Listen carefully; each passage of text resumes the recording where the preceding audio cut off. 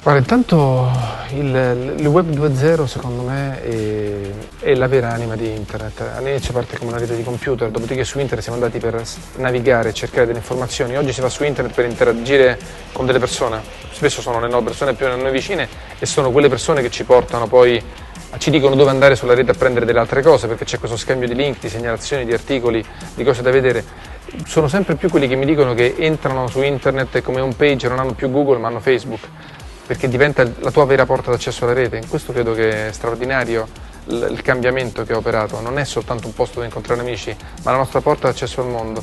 E diventano, per esempio con Twitter, diventano più importanti i link o lo streaming di link e di segnalazioni che mi danno le persone che io ho scelto di seguire, piuttosto che un quotidiano comprato in edicola, perché lì trovo veramente le cose interessanti prese in tutto il mondo dalle persone che hanno un'affinità con me, che quindi mi fanno una segnalazione vera di quello che accade. Io trovo che in prospettiva abbia delle potenzialità straordinarie questa cosa. Sicuramente deve cambiare il modo in cui le aziende stanno sulla rete, e ancora questo fatto di stare sulla rete con dei siti companion o dei siti vetrina non ha nessun senso.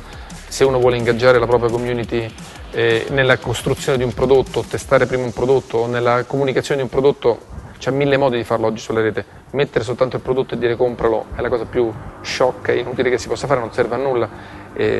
Quindi credo che sicuramente cambierà. Dopodiché, per quello che riguarda il modello di business, su internet ancora bisogna lavorare parecchio per capire qual è, se è il banner, non è il banner, sono le impressions.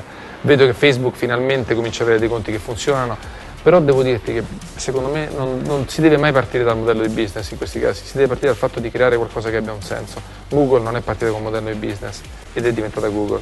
Facebook non è partita con un modello di business, è partita come il gioco, idea di Mark Zuckerberg per mettere le foto dei compagni dell'università ed è diventata Facebook. Intanto crea qualcosa di rilevante, fai qualcosa di utile davvero e poi i soldi verranno.